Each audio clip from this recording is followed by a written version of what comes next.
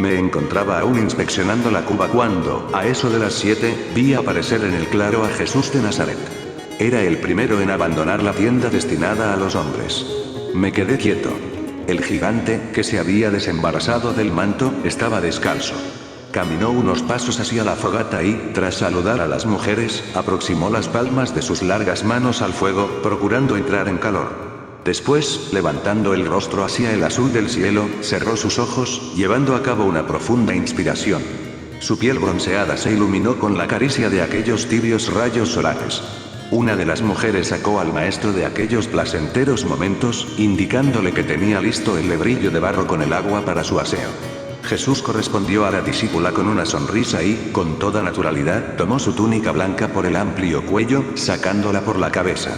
Bajo aquella vestidura, el rabí cubría sus nalgas y bajo vientre con una especie de taparrabo, también de color blanco. La pieza consistía en una sencilla banda de tela posiblemente de algodón, de unos 30 centímetros de anchura y cosida en uno de sus extremos a un cordón que se anudaba alrededor de la cintura. Esta parte, la que se hallaba cosida al delgado cinto, caía cubriendo las nalgas y pasaba después entre las piernas para terminar en otros 2 cordones más cortos, cada uno situado en una esquina de la tela. Esta última franja del taparrabo era anudada al cordoncillo de la cintura, tapando así los genitales y parte del vientre de Jesús. Una vez desnudo, el Galileo se arrodilló junto a la ancha vasija. Introdujo sus manos en el agua y comenzó a bañar su rostro, pecho, axilas y brazos. En cuestión de segundos, aquel cuerpo musculoso, sin un gramo de grasa, quedó cubierto por el agua. Acto seguido, el gigante echó mano de una pastilla cuadrangular de color hueso y comenzó a frotarse con energía. No tardó en aparecer una débil espuma blanca. Cuando el maestro consideró que había quedado suficientemente enjabonado, se inclinó de nuevo sobre el lebrillo, procediendo al aclarado. Minutos más tarde, el Galileo se incorporaba y la misma mujer que le había preparado el agua le entregaba un lienzo muy similar al que yo había visto en la casa de Lázaro y con el que Marta había enjugado mis manos y pies.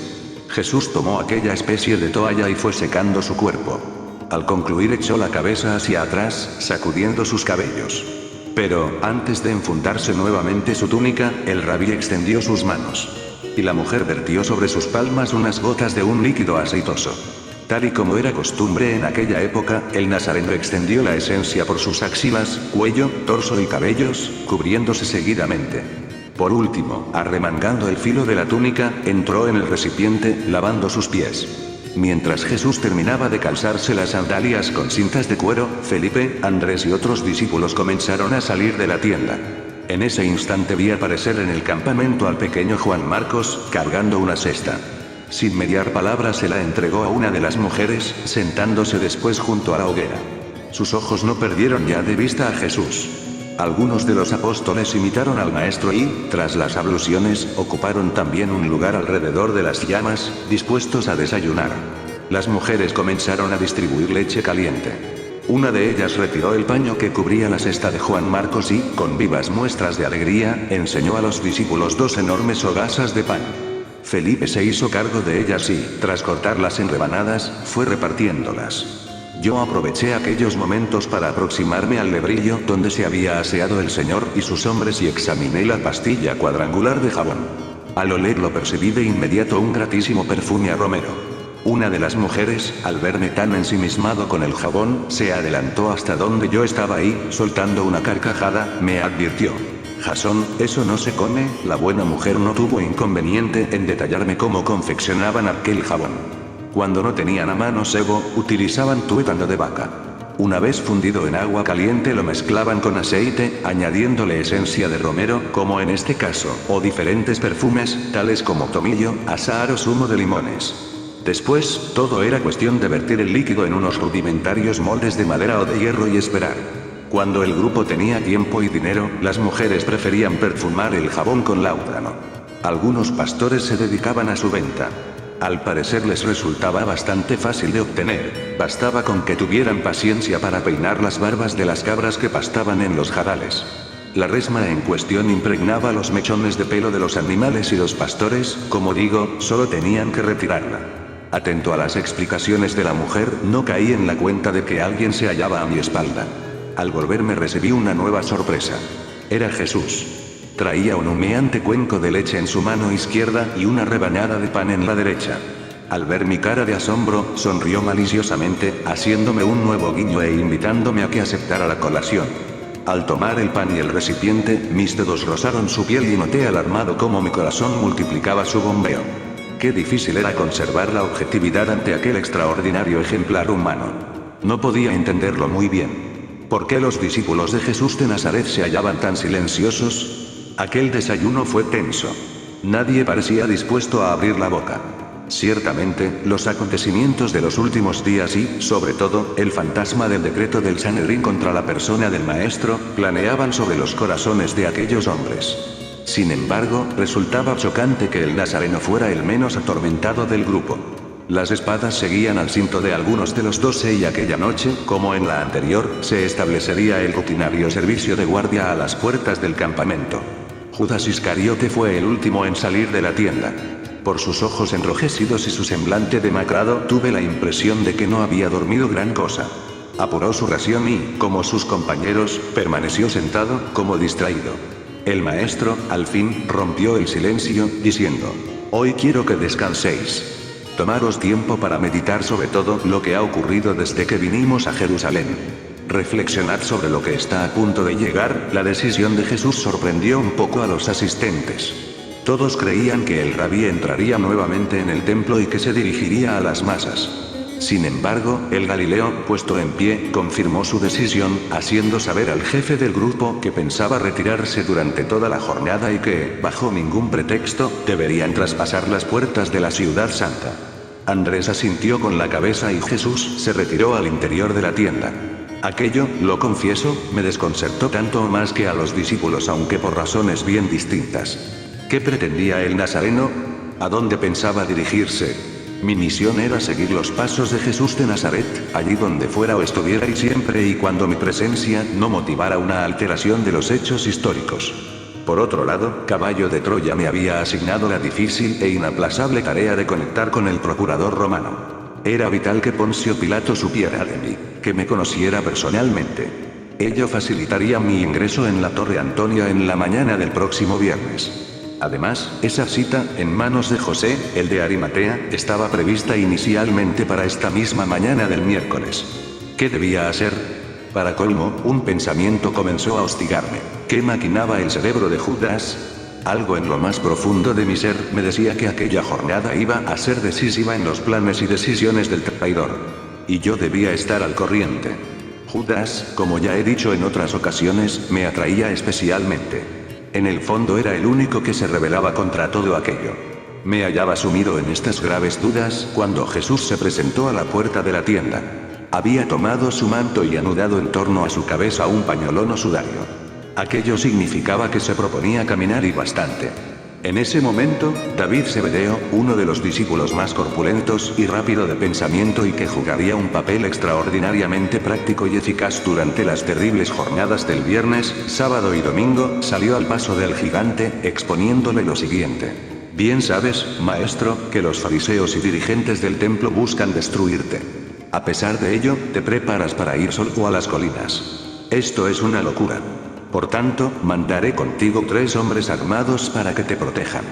El Galileo miró primero a David Zebedeo y, a continuación, observó a los 3 fornidos sirvientes del impulsivo discípulo, que esperaban a cierta distancia. Y en un tono que no admitía réplica o discusión alguna contestó, de forma que todos pudiéramos oírle: «Tienes razón, David. Pero te equivocas también en algo. El Hijo del Hombre no necesita que nadie le defienda. Ningún hombre me pondrá las manos encima hasta esa hora en la que deba dar mi vida, tal y como desea mi Padre. Estos hombres no van a acompañarme. Quiero ir y estar solo para que pueda comunicarme con mi Padre». Al escuchar a Jesús, David Zebedeo y sus guardianes se retiraron y yo, sintiendo que algo se quebraba en mi interior, comprendí también que no podía seguir al protagonista de mi exploración. Por alguna razón que no había querido detallar, el maestro tenía que permanecer solo. Pero, cuando ya daba por perdida aquella parte de la misión, ocurrió algo que me hizo recobrar las esperanzas y que, por suerte, me permitiría reconstruir parte de lo que hizo Jesús en aquel miércoles. Cuando el rabí se dirigía ya hacia la entrada del huerto, dispuesto a perderse Dios sabe en qué dirección, el muchacho que había traído la cesta con las hogazas de pan surgió de entre los discípulos y corrió tras el maestro. Al verle, el rabí se detuvo. Juan Marcos había llenado aquella misma cesta con agua y comida y le sugirió que, si pensaba pasar el día en el monte, se llevara al menos unas provisiones. Jesús le sonrió y se agachó, en ademán de tomar la cesta. Pero el niño, adelantándose al Galileo, agarró el canasto con todas sus fuerzas, al tiempo que insinuaba con timidez: pero, Señor, ¿y si te olvidas de la cesta cuando vayas a rezar? Yo iré contigo y cargaré la comida. Así estarás más libre para tu devoción. Antes de que Jesús pudiera replicar, el muchachito intentó tranquilizarle. Estaré callado, no haré preguntas, me quedaré sentado junto a la cesta cuando te apartes para orar. Los discípulos que presenciaban la escena quedaron atónitos ante la audacia de Juan. Y el maestro volvió a sonreír. Acarició la cabeza del niño y le dijo: ya que lo ansías con todo tu corazón, no te será negado. Nos marcharemos solos y haremos un buen viaje. Puedes preguntarme cuánto salga de tu alma. Nos confortaremos y consolaremos juntos. Puedes llevar el cesto. Cuando te sientas fatigado, yo te ayudaré. Sígueme. Y ambos desaparecieron ladera arriba. Nadie hizo el menor comentario. Los rostros de los apóstoles reflejaban una total consternación. Era doloroso que un simple niño les hubiera ganado la partida. Supongo que todos los allí presentes, exceptuando al Iscariote, ardían en deseos de acompañar a su maestro. Sin embargo, ninguno había sido capaz de abrir su corazón y hablarle a Jesús con la sinceridad de Juan Marcos. Y de la sorpresa fueron pasando a un mal disimulado disgusto. A los pocos minutos, varios de los íntimos se habían ensarzado ya en una agria disputa sobre la conveniencia de que el rabí se dedicara a caminar por los montes de Judea sin escolta y con un chico de los recados por toda compañía. Aquella discusión empezaba a fascinarme. Todos aportaban argumentos más o menos válidos, pero ninguno parecía dispuesto a reconocer públicamente la verdadera causa por la que se habían quedado solos. La discusión iba caldeándose poco a poco cuando, de pronto, vi salir de la tienda a Judas. Sigilosamente se encaminó hacia la entrada del huerto, alejándose en dirección a la barranca del Cedrón. No lo dudé. Tras recordar a Andrés mi cita con José de Arimatea, anunciándole que regresaría en cuanto pudiera, crucé el recinto de piedra, procurando no perder de vista al Iscariote.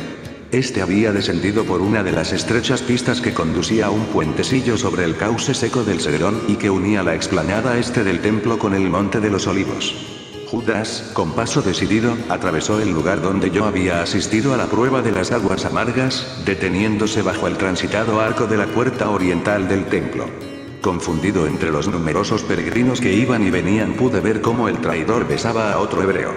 Y ambos entraron en el atrio de los gentiles.